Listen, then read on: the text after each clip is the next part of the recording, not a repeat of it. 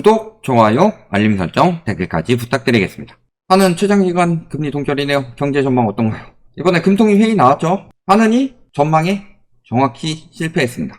전망에 실패한 것 아니냐라는 지적에 이창용 총재가 작심 발언을 했다. 전망이 뭐가 실패했을까요? 1분기 경제 성장률이 1.3%를 기록하면서 올해 경제 성장률 전망을 2.1에서 2.5%로 수정한 것에 대해 전망에 실패한 것이 아니냐 지적을 받자 강한 어조로 작심 발언을 했다. 수출이 생각보다 좋았다는 것은 예상했지만 수입이 크게 줄고 소비가 개선되는 것을 놓쳤다. 요건 예상이 됐고, 수입이 줄었는데 소비가 늘어난다. 뭔 소리일까요 이게 도대체? 수입이 주는데 소비가 늘 수가 있어요? 우리나라에서 자체 생산되는 게 얼마나 된다고? 무슨 소리냐면요, 나 탄수화물 먹으면 안 돼, 나 살 빼야 돼, 탄수화물 안 먹을 거야. 그래가지고 냉면 먹자고 그러고 라면 먹자고 그러고, 근데 안 먹어요. 나 탄수화물 안 먹을 거야 라고 해놓고 밥 먹고 있는 셈이다. 밥은 탄수화물 아니에요? 수입이 줄어든다는 거는 내수가 안 좋다는 이야기입니다. 사람들이 사지 않으니까 소비가 줄는 거예요. 근데 소비가 개선됐다는 것 자체가 전망이 틀린 거다.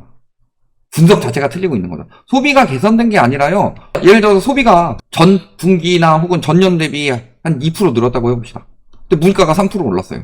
소비가 늘어난 거예요? 아니면 소비는 줄었는데 비싸게 산 거예요? 물가가 3% 올랐는데 1000억 소비했는데 이번에 1002억 소비했으니까 소비가 2% 늘었다라고 할 수 있는 거예요? 원래라면 1030억 써야 되는데 소비가 줄은 거죠. 지금도 이야기하잖아요. 실질소득. 자, 실질소득이 7년 내 최대폭 감소했다고 합니다. 그래서 보면은 평균 소득은 1.4% 증가했는데 물가가 엄청나게 올라가면서 실질소득은 1.6% 감소했다. 이런 분석을 하는데 왜 소비에는 그런 분석 안 해요? 그럼 수입이 왜 줄고 왜 소비 비용은 올라갈까요? 수입 물가가 굉장히 높기 때문이에요. 이 고수입 물가는 뭐 때문에 나타나는 일이에요? 그리고 수출이 좋았다는 것을 예상하면서 수입이 줄 거를 예상 못했다는 게 말이 안 된다. 수출이 생각보다 좋았다는 거는 뭐 때문에 수출이 생각보다 좋은 거예요? 환율 때문에. 수출이 살아가는 건 맞아요. 세계 경제가 그때만큼 막 죽어가는 건 아니니까. 근데 생각보다 좋았다 해서 생각보다라는 말이 붙었다는 건 환율 때문이죠. 또 환율이 이렇게 튀었는데 수입이 줄 것을 예상을 못했다? 환율이 튀었으니까 수입 가격도 올라갈 텐데, 그러면 똑같이만 수입하면 수입이 더 늘어날 텐데, 이렇게 생각한 거예요? 그러면 이 경제 성장률을 유지하기 위해서는 개선이 됐다고 해서요, 이거에 하반기까지 가고 4분기까지 가야지 총 경제 성장률이 나오는 거죠. 그러면 1분기 때 이렇게 개선이 됐으니까 이게 올해 경제 성장률이 2.5%가 나올 것이다 라고 이야기를 하려면요, 일단 첫 번째, 1분기 경제 성장률이 1.3% 성장했지만 그거는 분기별이고 전년 대비로는 3.4% 성장했다는 소리예요. 그러면 하반기 갈수록 지금 1분기보다는 더 침체된 경제가 나올 것이다. 2.5% 이야기를 했으니까. 그 다음에 두 번째, 생각하셔야 될 게 뭐예요? 이 추세가 이어지기 위해서는 이번에 수출보다 더 많이 살아난 거 있어요? 물가 상승률보다 더 높게 살아나는 종목은 딱 한 가지뿐이죠. 건설업.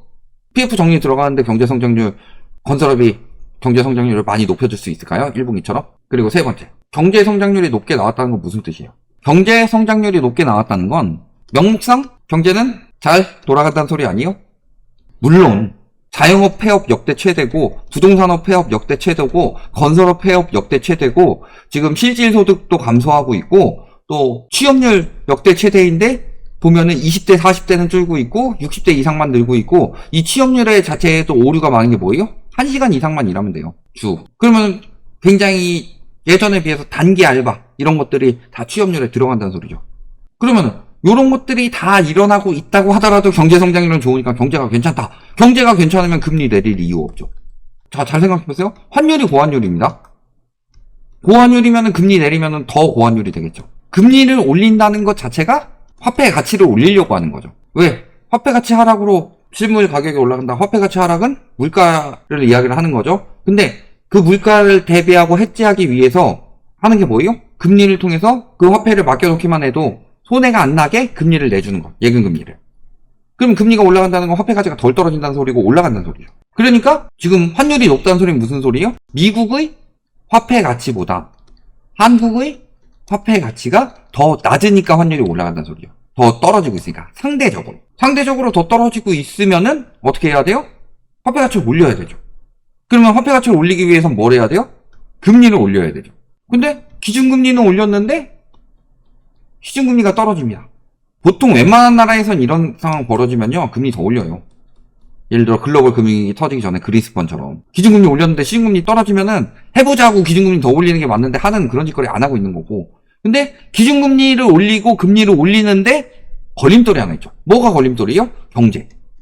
금리를 많이 올리면 시중의 유동성이 줄어들죠. 은행으로 빨려 들어가기 때문에 예금은 더 많이 하려고 하고 대출은 더 안 받으려고 하죠. 그럼 예금으로 자산이 이동하게 되면은 주식을 안 사죠. 주식을 안 사게 되면은 주가가 떨어지고, 그럼 기업으로 들어갈 돈이 은행으로 들어가니까 기업들은 생산하기도 투자하기도 더 힘들어지고, 그리고 사람들이 금리 높으면은 금리가 높다는 것 자체가 물가가 높기 때문에 소비도 많이 안 하려고 한단 말이에요. 일반적으로. 그러니까 금리를 올릴 때 가장 주의하는 게 뭐예요? 경기 침체. 보이콧 때는 인플레이션이 너무 심했으니까 높박으로 간 건데 실질적으로는 경제 위기 터지면 금리를 왜 내려요? 그래서 경기 침체가 오니까 금리를 내리는 거잖아요. 근데 지금 이야기를 하는 걸 잘 생각해 봅시다. 자, 물가 잡혔어요? 안 잡혔어요? 2% 이야기를 했는데 아직도 2%대 후반이죠. 또 3% 올라갔다 2% 후반 됐다, 3% 올라갔다 2% 후반 됐다 이러고 있죠. 물가 잡으려면 금리를 더 올려야 되는데 안 올렸죠. 환율 어때요? 1360원대죠. 1300원 넘어가면 위기라고 그랬습니다. 1300원대를 계속 지금 뉴 노멀 상태로 넘어가고 있는데 요거를 낮추기 위해서는 당연히 금리 올려야 되죠. 그러면 금리 올리는데 걸림돌이 되는 거는 경제예요? 경기 침체가 올까봐. 근데 경기 침체가 안 오죠. 경제 성장률이 3.4%가 나왔는데 전년 대비로, 전분기 대비로 1.3%가 나왔고 깜짝 성장을 했고 이게 되게 끝이다. 1분기만 그랬다. 1분기에 깜짝 수출이 많이 늘어났고 깜짝 건설업 성장이 늘어나서 그랬다. 이게 아니라 이청용 총재가 뭐라 그랬어요? 이것 때문에 올해 경제 성장률은 2.1에서 2.5%로 올리겠다라고 이야기를 했어요. 그럼 경제 성장률이 괜찮아졌으면 금리 올려야지 빨리. 그러니까 경제 성장률이 괜찮아서 금리 올려라. 아, 자영업자들 죽어가고 건설업 죽어가고 사람들 다 죽어가고 있어요. 그럼 경제가 안 좋은 거 아니야. 경제 성장률 2.5%로 올렸다니까요. 아, 그러면 올렸으면 금리 올려. 아, 금리 올리면 사람들 죽어요. 지금 경제가 좋지 않아요. 뭐 알같지도 않은 소리 계속 지금 왔다 갔다 돌고 있는 거예요. 지금 한국은행에서 이러고 있다. 한국은행에서 언제부터 정부 편을 이렇게 들어요? 한국은행은 독립기관으로서 물가를 잡아야 되는 기관이 자꾸 정부 행보에 맞춰가지고 그거를 행동을 하고 있다. 대신에 이런 이야기를 했죠. 적어도 이 정도까지 떨어지지 않는 이상 금리 안 낮춘다. 저 정도까지 떨어지지 않으면 금리 안 낮춘다고 이야기한 건요. 경제가 생각보다 괜찮아요. 경제가 괜찮으면 어떻게 될까요? 되게 웃겨요. 경제가 지금 활성화된다는 이야기죠. 경제 활성화되면 어떻게 돼요? 당연히 통화 승수가 늘어나죠. 지금 내수 개판이긴 한데 내수 올랐다고 하니까 통화 승수가 늘어나면 어떻게 돼요? 화폐 가치 하락폭이 커지죠. 그러면은 실물 가치 상승이죠. 물가 상승이죠. 근데 경제가 활성화됐는데 물가는 잡을 수 없다. 경제가 활성화 안 됐을 때 물가를 빨리 잡아야 되는데 어차피 고통 겪는 거. 물가 잡은 거 맞아요? 아, 지금도 가서 뭐 하나 사 먹으려고 그러면 너무 비싸. 나 저기 대학 때만 하더라도 PC방에서 1000원짜리 하던 소세지가 지금 2000원이 넘더라고요. 핫바 같은 거 1000원짜리 불복이 지금 얼마예요? 편의점에서 햄버거 사 먹으려고 하면 거의 3000원대 후반도 많이 나오더만 요즘엔. 잡힌 거예요? 지금 수준에서 계속 물가가 유지되는 것만으로도 경제가 버틸 수가 없을 겁니다. 자, 여기서 물가 더 안 오르고 계속 이 수준으로 간다고 하면 괜찮을 것 같아요? 김은 그 전에 올랐고 대파는 875원이지만 즉 여기서 봐야 될 건 뭐예요? 일단은 최장기간 금리 동결했다. 지금 그리고 한은에서도 금리 인하가 멀다고 선언을 한 것이고 이 상황에서 최근 연준에서 어때요? 점점 더 매파 발언 나오고 있죠. 그런데 경제 성장률이 잘 나왔다? 경제는 안 좋지만 일단 경제 성장률이 잘 나왔다는 것은 금리 인하를 서두를 필요가 없다.